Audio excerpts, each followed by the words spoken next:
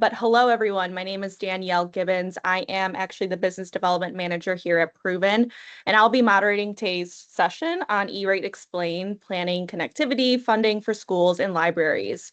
I'm so happy that you all joined us today, whether you're joining us from a K-12 district, community college, or library system. Today's session is really just to design you guys to give you a clear and practical understanding of how the ERate program really works, from eligibility to funding structure to planning and compliance. So this is more of an educational session. We won't go into specific vendors or pricing or product recommendations, but our goal is to help you guys get a better understanding of the program and how to plan effectively. So if you do have any questions as we go, please put them in the chat and we will answer them at the end of our Q&A. I am joined today by Brad Cook, one of our ERate specialists. He brings deep expertise in this program. Brad, thank you so much for joining us today. Absolutely. Thank you for having me here. Again, my name is Brad Cook. I'm a technology solution specialist for Proven IT. I have over a decade's worth of experience working with K through 12 education in general and utilizing the ERate program, and I'm happy here to explain some of the basics of ERate. Perfect. Thank you so much, Brad. We're going to have a poll pop up actually right now. How would you rate your level of expertise with the ERate program? Do you feel like you're an expert? Do you feel like you have some basic knowledge, or is this completely brand new to you? So go ahead and answer that just to give us a better idea of who's in the audience and what you guys are looking to get answered today. But first, we're actually going to go into what is the ERate program. To make sure that everyone's on the same page, Brad, can you just give us a good example or simple overview of what the ERate program is and what it's designed to accomplish? Sure. So the ERate program is actually a federally funded program. It's overviewed by who's called USEC. It's the Universal Service Administrative Company, and that's directed underneath the FCC. So the ERate program itself is a program that allows K through 12 and a couple other areas we'll talk about later with federal dollars to help pay for a couple of different categories of coverage when it comes to IT. It's divided into two different categories, but in this case here, this is allowing the schools to access to funds and pools of money to help pay for projects to move forward their schools and districts with technology. Okay, great. And I know that we have a lot of K through 12 and public libraries joining us today, but who actually qualifies for ERate funding? Sure. Qualifications for ERate, they are a little restricted to everything but nonprofits. So your public K through 12 schools, charter and private that operate as nonprofits are your primary targets for ERate, as well as library systems as well. So they do general coverage and overview for those areas of qualification. Great. And what types of technology and services are actually covered under ERate? I know this is probably a big question for our audience today. Sure. So this is a portion that typically is asked quite a bit. What is covered? And if you have some experience with ERate or heard it, it's broken up into two categories: Category 1 and Category 2. I try to break it down into a very broad stroke coverage just to have a general idea of what is covered in each one. Category 1 is going to be external broadband and telecommunication services. So layman's for that is going to say that it's just your general, like your ISP or your internet to the building. That's going to be the primary coverage for that portion. It's going to be like a contract with a local ISP provider to get it out to the internet. And it covers a couple other different areas when it comes to the fiber and dark fiber portions as well, which has been talked about recently, especially if the school district is close to each other and what that looks like for communications and how that's built into an ISP contract. But that's going to be the broad stroke for that one, is just to think of it more as your contract for your support for an ISP. And Category 2, which is a little bit more involved. There are a lot of misconceptions on what Category 2 does cover when it comes to project work. But the easiest way that I like to explain to schools and places that are looking to access ERate funds for this is all of your internal pieces that connect you to the internet. So things like network switches, access points, firewalls, and anything that doesn't allow you for connectivity. There are some exceptions to the rule when it comes to the firewall, especially on the security side, but just in a general idea for general support and contracts with whoever you choose to do business with there, that connectivity piece is covered underneath the actual E-rate portion. Other pieces as well is on the category 2 side is it also can include wiring as well within the building. So connectivity between, say, your network switches and your access points with Cat 6, those are areas in which are also covered for the installation and the guidelines in which that follows. There are some additional exceptions, but we'll talk about them at a later point. But that's just, again, a little more broad stroke of what the coverage allows. Okay, perfect. That probably gives everyone in the audience a good understanding of what they could start investing this funding towards projects. But what is not covered under E-rate? I think this is also a big question. Yes. So this is brought up quite a bit, and there has been a lot of discussion. And what's great about these educational webinars and anything that you can look up through is that people like myself review the rule changes every year. And USEC does allow and does take in consideration some things that can and can't be. There are cases made on what can and can't be covered. But in this case, we have had some changes this last couple of years. So things that can't be covered under this portion in particular are things like student and staff devices, smartphones, printers and copiers, any physical devices that are used by staff and students, like iPads or Chromebooks. Those are not covered underneath the E-rate portion for like a one-to-one setup. Softwares, any OSs or like Office Suite or any Google pieces aren't covered at all as well. And a big piece that has been discussed heavily are those last two. And one of them is physical security and alarms.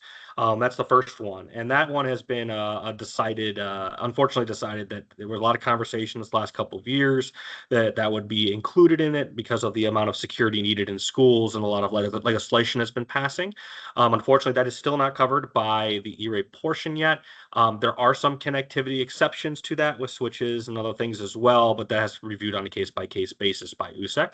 And the last one, unfortunately, and still is the VoIP services piece. That is not currently covered by E-rate as well. So phones are on private contracts. Okay, great. Thank you so much, Brad. We're going to move into how does the funding work? So let's talk a little bit about that. How are the discount levels determined within the E-rate program? Sure. So this is actually set up on a sliding scale matrix for schools. So there's really only a couple of basic coverages that you can get, and you can work with and figure this out on either working with a consulting group or you can contact USEC themselves. But this sliding matrix allows for either the 20 to 90% roughly discount depending on two major factors, and one of them is the percentage of your NSLP or your discounted lunch program that you have at the school. It is just a general overview of the poverty level of the school in particular and the need that is required for that school. And if you are an urban or a rural location, that does change the amount that is allowed at that point. I guess there's some factors in there that they've still haven't really been able to tell us the percentage wise on that. But if you're an urban or rural, and a large portion of that NSLP will define exactly what you are what you would receive as far as funding goes. Funding itself. Typically category 1 is going to be what they call a priority. So the funding maximum is always going to go towards that because that's going to be your primary core connection to the internet if you're going to utilize that service for that. And then category 2 actually has a big piece that associates with the amount of students you have. So there's a dollar amount that can roughly be applied to each student that you would receive as a total. For libraries in particular, it actually goes off of the rural or urban rule as well. And the square footage of the library comes in consideration when the funding projection is made. Okay, that makes a lot more sense. So then what factors influence how much funding these organizations joining us today can receive? Yeah, so influencing on that is going to be primarily coming kind of around back to the last two pieces there. A simplified answer is that it's going to be largely based off of the NSLP and the urban or rural piece. And I would contacting USEC and getting involved in that as well, and that can be guided either by a E-rate consultant or contacting that department in general to get an idea. One thing that I will say is that a lot of questions that are arisen to me is if I'm acquiring another school, if a district is combining student bodies, and this is during a mid-season of E-rate, those things have to be obviously submitted to USEC for review if you're taking on any additional students within the actual school district itself. And that can obviously be reevaluated at that point as it happens, throughout the year, typically in summers, but that can be reevaluated again. Okay, that's good to know. Mhm. For contribution, what kind of contribution is typically required from these institutions themselves? Sure. So this is a great question, and this is like the typical question I receive from schools and for libraries is, how much do I typically see across the board? And it really depends on the area that you're in. Again, it kind of falls into that rural or urban portion. As a consultant that's worked with E-rate for a long time, I typically see anywhere between 20 and 30% contribution. I've seen as low as 10%. That the school's district would have to pay to cover the remainder amount of the project. And that's a great question to bring up, and that has been discussed primarily is that the school will receive funds for up to a certain amount of money, and they still have to contribute a small portion of this project piece as part of their budget. So when we talk about contribution from the school, it's just the amount that the discounted amount that they would have to pay to get the project to go through. I always use the $1 million. If you're doing $1 million project and you only have a 10% contribution, the school district will be responsible for $100,000 of that project, and the rest being covered by the E-rate program. Got it. That explains a lot when it definitely comes to the funding. But how should these schools and libraries, think about funding when it comes for a multi-year planning? Because this is a long-term planning. Sure. So the E-rate punt funding pool, essentially I like to look at it as like a pool of money, is refilled pretty much every 5 years. So currently we're on the second year of a 5-year cycle in which we have a pool of money that was invested from the government, and you have access to these funds in based off of your evaluation and all the other factors that came into play. And I'll use $1 million for a school district that's deposited and has availability for, and you have 5 years to use that money. So in that case, what we like to look at from a strategy standpoint, as a consultant group or a group that was working with a school district, is how do we look at and plan either a 1, 3, or 5 year cycle program for technology, our contracts with our ISPs, and breaking down how that's going to look. So you don't get any more money with whatever's put in there. So if having to plan out that monies and what the school's contribution piece would be from a budgeting standpoint is going to be very helpful to make sure you're utilizing every dollar that's available, and also building it into the budget for discounted project work. So that's one of the biggest pieces I feel is going to be really, really important, is looking at the 3 year, looking at the 5 year, evaluating if we're going to be looking at any expansions within the district or constrictions, unfortunately, if that's going to be needed, the technology that's going to be required from a internal standpoint. So making sure your switch access points, firewall coverage, and the amount of equipment you're putting in is slated to last as long as it should. Some of the mistakes we will talk about later on that I've seen in the business is something that we look at the plan, and unfortunately the equipment's not covered for that rate, and then the school is unfortunately going to have to come up with some additional budget monies to feed the remainder years that they may have or may not have planned for. So looking at that 1 to 3, 5 year plan, especially the number one important one, that category 1 for the ISP, is one of the best examples of using E-rate monies to cover the cost of your internet to the schools or fiber to the schools, but making sure that we spread out the costs and we're going to be able to afford the contribution rate, and the monies available are going to cover that rate. Perfect. Well, thank you so much, Brad, for explaining on the funding side. We're going to move Mhm. to another poll that we have. Do you guys currently have a 1 to 3 year technology roadmap in place? I think this will help us kind of also identify, where you are in when it comes to the budget and planning for E-rate. So moving on, we're going to go over timing cycles and long-term strategy. But Brad, can you walk us through how the 5-year funding really works? Sure. So when the evaluation is completed and you have your numbers of your MSLP and then your all the configurations that they would have to identify the money, the 5 year funding plan typically starts. And like I said, we're in the second year now of the contributions. So last year, a brand new round of funding was going into play. I'm USD1 and I received $1 million. So the $1 million starts on year one. I can create the forms and all of the processes, which we can talk about here in a minute, to submit for bid. And I make my plan in place that I want to reevaluate and do an uplift on my networking, for example. I want to put all brand new access points in. I want to put brand new switches and a new firewall in place that's going to have a 5-year coverage. I'm also going to employ and upgrade my internet to a fiber connection, and I want to look at that over the course of a 5-year contract with the local, or a year-by-year contract, however it wants to be written out for the local ISP. And how that was going to work is I want to be able to utilize those funds and plan out those monies to be applied over that 5-year period. So every single year you do have to reapply, and you do have to work with USEC obviously to make sure that whatever you choose, either by an annual basis or a multi-year contract, that those monies are being pulled every season. And how that really works out for timeline wise, and just to give you an idea, is that pool monies is deposited, and as it stands right now, July 1st is when funding begins. So that's when funds can be cut, and for the current project types, or you can start the season in which you're submitting what's called a FCC form 470. So 470 is the bid. So very much like most schools are recognized as an RFP bid, very similar in fact. It's a general request for bid out for project work, but it's obviously in the form of a ERate bid. So there are some rules and regulations and obviously some red tape that follow this. But once that bid starts and goes, you have until March 4th, or the first couple of days of March.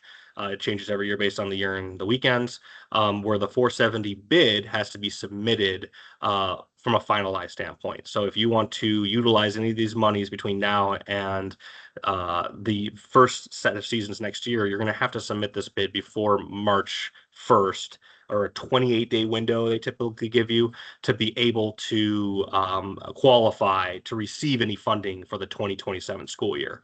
After that deadline of March, you have until April 1st, which is the deadline for what's called the FCC Forms 471. That is the request for, pretty much the request for money from the USEC program. So the first thing is that creating obviously the road mapping plan, looking at the money, evaluating what the school districts are able to contribute. July 1st, obviously, which just passed, is going to be the starting of what we call the season, in which then you can start planning and looking at what the plan and the multi-year evaluation of what you want to do. And you have until March 4th, which is the deadline to submit for a 28-day window in which you can then submit a 471. It's a little confusing on that one, but just think of the deadline is March 1st, typically for your submission for the bid to your partners or local IT companies. And the 471 needs to be done April 1st, which is the request to USEC for the money to be evaluated and paid out. So. Got it. So it sounds like timing's a huge thing when it comes to E-rate. So let's move into the use it or lose it. What does that actually mean for our audience today? Yes, this is an unfortunate piece, and I think it's very understanding when it comes to federal dollars. If you, again, I'm USD1. I received $1 million from the E-rate, and I would love to use this. And it does come down, unfortunately, to some things when it comes to budgeting that we are not going to utilize every single dollar. But let's say over the course of 5 years, I use $750,000 of my $1 million, pool that I like to call it. That 250,000 excerpt does not roll over into the new season, unfortunately. So a lot of people get a little misconstrued that money is always available and it stacks. Unfortunately, it does not. It will not roll over into the new year. The pool will be refilled, but it cannot be taken over from what we call the 5-year grace period on that. Once that is closed, and you will not be able to utilize and use it, of course, unless it's been submitted properly prior to the end of that season. So. That's good to know. So timing's crucial. Deadlines are definitely there. Why is early planning so critical for organizations that do want to take the full advantage of E-rate? For sure. So I've kind of touched on this quite a bit, and I really highlight this as many times and as long as I've been doing business with schools and E-rate and libraries, is understanding that the time frames in which you have, one to draft up an RFP or what we call the Form 470, making sure that that's correct and it follows the guidelines in which USEC allows. That can take some time too if you don't have an experienced person on staff that knows how to either write those particular pieces up or you don't work with an E-rate consulting group. And I want to make it very clear, an E-rate consulting group is not what like I am, which is like an IT company. E-rate consulting groups are actually specifically designed to help schools navigate these particular pieces. And as a IT provider and professional, I highly recommend them, mainly because that they help you navigate some of that red tape, like creating your 470, like being able to make sure that things that are submitted properly and on time. So I would highly recommend that piece as well. But in this case particularly, understanding that the timeline can take a couple of weeks at a time, allowing for if whenever you submit that form for bid, responses, and either if you're going to allow walkthroughs of your building to evaluate, especially if you're doing low voltage wiring, very intensive work, a lot of pre-configuration, especially in schools which have very complicated ductwork and things that may cause some issues that again extend the timeline in which you're looking to submit for these types of deals. I think that a lot of people, unfortunately, they don't realize how quickly that March 1st deadline comes into play, and especially that April one, and planning that out as well. Not only to do the process to get the funds from E-rate, but also looking at when this will be installed. Large projects, unfortunately, typically cause downtime in schools, and so we need to make sure that if it's going to fall into a summer program, which if you're an IT director in the audience today, that is I think everyone's busier in the summer than they are during the school year because of the projects that come into play. So, but I would say that is the number one thing is this timeline and understanding when these things are going to be and how they're going to fall into place. Perfect. Thank you so much, Brad. Thanks for Mhm. touching on the timeline, cycles, and strategies that these people in the audience today can take advantage of. So let's move on to procurement and compliance basics. What are the basic requirements for our organizations joining us today that they need to know about? Sure. So I would say that one of the big pieces, especially coming on the procurement side, is there are things that are and are not covered by USEC's funding. So one of the things that when we're looking at, like say example, I brought up like a firewall, for example. There are certain pieces that are covered under USEC's, general coverage for it is essential. But one thing that needs to be discussed primarily is what can and cannot be covered within the procurement piece of a bid. So, for example, if I was talking to a school district and I wanted to talk about, obviously, we got invited in on a 470 to evaluate an infrastructure upgrade that would include a firewall. One of the pieces that always is discussed is the cybersecurity of the building, and one of the big, one of the best, portions of security that you can have is going to be, a firewall for your your general security. And there are additional pieces that can be purchased if you're an IT director or have any IT background. There are surpluses of additional security coverages that can be offered by a firewall. Those pieces are not covered by the E-rate funding, unfortunately. The device itself is, and your general standard contract with them are as like a 3 or 5 year support contract. But that's for support on maintenance on the actual what they call the support or maintenance contracts on the device itself. So if I be able to build out a bid, one of the biggest pieces that I think can trip people up is that, well, I really want this and this is my standard, I'm going to put it into an E-rate bid. But the school districts and the libraries do need to understand that portion that there are certain pieces of add-ons that are not covered. However, they can be put into a bid, into the 470 response. But me as the provider and the procurer of the device and of the installation can actually define on my quote that is a it's a delisted item for submission to E-rate. So that you could just put it on the quote, you could put it on the scope of work, and as long as I identify that that piece is not covered on that by E-rate, the funding of the project can still go on as long as I'm very clear that that is not, and that the school will either accept the additional charges or fees, or there will be or not at that point. So, but I think that a few of the items in particular, and I know that's a very broad stroke example, but making sure that having the discussions of certain items like security cameras, for example, that may or not be able to hook back to a switch that also has additional items that are out to the internet that are required. Those are the kind of questions and scenarios that you're really going to want to have with a partner, to make sure that you're identifying exactly what you're needing and wanting and the standard that needs to be set, and then going back to a partner who understands how the E-rate process works, to say that these items are not covered by E-rate, and or yes they are, and here's a full bid, and here's the information that you need to submit it properly so that there aren't any hiccups. Perfect. And I think RFPs is going to be a great follow-up to this first question that you just answered, Brad. But what role did the RFPs play in the E-rate process? Sure. The RFPs slash the 470, which is pretty much the same thing portion, I like to look at it as just a request for price. Just making sure, and again, with a little bit of what I just talked about in this last question, is being very specific about what you need and making sure that you're following the guidelines in which USIC lays out for how you go to bid for these items. Being very specific, and again, maybe even working with an E-rate consultant group to make sure that I'm really looking for XYZ, but I also need to allow for a certain amount of time for these people to come in, these groups to come in and be able to walk through my building. What is a good cutoff time for that? Do I give them 15, 20 days?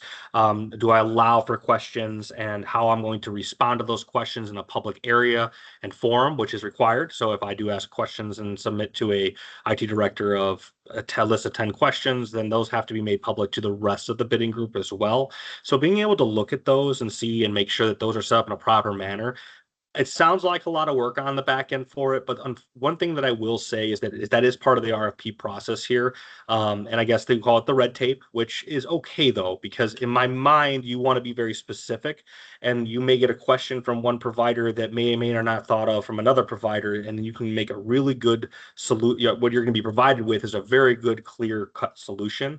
Again, which is very important when we're looking at federal dollars, accounting for what we're looking to apply for, and making sure everything going forward is correct during your E-rate season. Perfect. I know specifications is a huge part of this bid. Where do you see these organizations making mistakes when it comes to the pricing decisions or even vendor selection? Sure. So one thing, the nice thing about the E-rate program is it's designed primarily, obviously, for like in most RFPs, is that the cheapest value, the cheapest response is going to be the number one. They do give you the full. Again, I've lost actually business to to price in some cases, but I've also won a lot of them in cases where my solution is just better, and that's where the nice thing where E-rate comes into play is allows you to choose that where you are the better of the solutions. If it's the mid-level, the highest price, the lowest price, it allows you to choose that based off of how you feel that solution is going to go into play. And maybe somebody had a little bit better of a response and was a little bit more clear in their answers, and their scopes of work were very, very clean, which is what everyone wants to strive for, to make sure that the solution is properly not only documented, but also that you're receiving all of the receiving all of the product and the plan and the deliverables that you're really wanting to achieve, without maybe some bids that have a little bit more variance in and may have some other issues with. So I would say that from a pricing standpoint, and decision making standpoint, the primary thing that a lot of partners are going to look at and do is they are going to look at securing deal registration pricing. A lot of the big partners out there, and I won't name them all, but your providers of your access points and your firewalls have special programs specifically designed for E-rate, because with the knowledge that obviously a bidding process can take between 5 to 6 months, and the installation might even not even happen for another 2 or 3. So they're able to lock that pricing in to provide to you, and that's really, really important for a good partner to know, so that you're not having any variance of price when you're looking down the road to do this project. Today costs $10,000. If the project wasn't put through correctly, on the procurement side for the company they're trying to work with, now all of a sudden it's $15,000, and then there's an issue there, obviously, for a lot of different reasons. So making sure they're working with a partner that has those relationships is going to be really, very important to secure really good pricing for you moving forward. Perfect. Having that trusted partner is just going to give you less headaches. So moving on to, are there any other key restrictions that or rules that people often overlook when it comes to this process? Sure. That's a good one, and it's a very this is a very broad stroke again for this particular piece. But communication, obviously, and one of the reasons why I like having this particular conversation is education is really big when it comes to E-rate because I will say there is a lot of red tape with it, and I think that there are a lot of rules for partners that they have to oblige by. For example, I'm a partner of a large manufacturing of switches. And if I want to participate in selling their switches with the E-rate program, I have to go through some pretty extensive background training and have to have a certification in that area so that I don't break the rules. And they are numbered. So I can, even having conversations outside of what is needed, and doing design work and giving you pricing prior and making sure that you understand that there are a lot of rules and regulations that have to be discussed, and followed, to make sure that everyone's playing on a fair field. And I think that some of those rules and regulations can cause a little bit of slowdown in the process. But if you have an understanding and you're working with a partner from an educational standpoint, like we are today, it's a really nice way to alleviate some of those problems or restrictions that you typically would have. So. Perfect. Thank you for going over our Mhm. procurement and compliance basics. We're going to move on to a poll. For our audience, have you ever gone through an E-rate RFP process before? And if yes, what was the most difficult part of that? Feel free to answer that question in the chat, and we will get to that at the end of our session. So let's hear your guys' responses. We're going to move on to common challenges and mistakes to avoid. I think this is a great topic for our viewers today. But Brad, from your experience, what are the most common mistakes that our organizations will typically make with E-rate? Sure. Unfortunately, there are, for all the years I have done this, there are a lot of situations that have come up, rule changes that have put a lot of restrictions on partners and schools and libraries. And I can just go over a couple basic ones with you that I've seen kind of repeatedly. One of them, and this has been a repeat one, is timeline mismanagement, understanding when the submission dates need to be done and making sure that all the information that they need is corrected and then in a good area when they're looking forward to utilizing the ERA monies. Timeline is absolutely one of the worst ones that I see, and I mean that by the not having a good plan in place. Again, a 1, 3, 5 year plan, knowing what funding you have available is going to be the number one. And being and starting the process earlier, understanding the pool of money and how that process works to be able to access it, and then looking at the IT budget for the school district and making sure that it aligns. And the unfortunate piece with that too, and coming from someone, a husband of an educator, funding can change year over year, unfortunately. So it is kind of it does apply a lot of pressure on the school to look at the funding, what's available, and it may affect the 1 to 3 or 5 year plan. But a big piece there is going to be able to pivot and make sure that we are covering what is most needed, and that we're going to be able to utilize those funds to maximize the cost, or well, very much the maximize the coverage that you're going to get, so you don't have that additional cost overall. The only other mistake that I've seen is there's two small ones, and one of them is choosing your partner. Being a provider is one thing, and I'm not here to toot my own horn in more cases, but working with a group that has experience with not only submitting the forms and regulated documents that are needed from a procurement side for me as a provider, but also making sure that I have an understanding of the timelines as well. And I can come back to timelines. As a provider today, I'm already knowing that I'm going to be talking to some school districts and I'm answering some questions for projects that won't even be installed until July of 2027. But as an IT director or somebody who's in administration, that is something that we have to look at. We have to look at future proofing and planning. And I think that that's kind of missed a little bit if you're not working with a proper partner. And the last one that's very small is that, especially larger school districts, multi schools, or maybe with a large student body, working with an E-rate consultant group. And again, I keep saying, I'm more like a provider. E-rate consultant groups are going to be very, very, very important for some larger school districts because there's so much information that has to be compiled, and they're designed specifically to help schools, and they're not there, and they have to come in with a non-biased, overview of it. They don't care who you choose as a partner. They're just there to make sure that everything is submitted correctly and everything's taken care of between you and USEC themselves. So I think that would be the common mistakes I see. Perfect. I know you kind of touched on timelines with the first question, but Oh how yeah. often do you see that these issues come from misaligned timelines. Sure. That kind of, I know I went a little over on my last explanation. I apologize.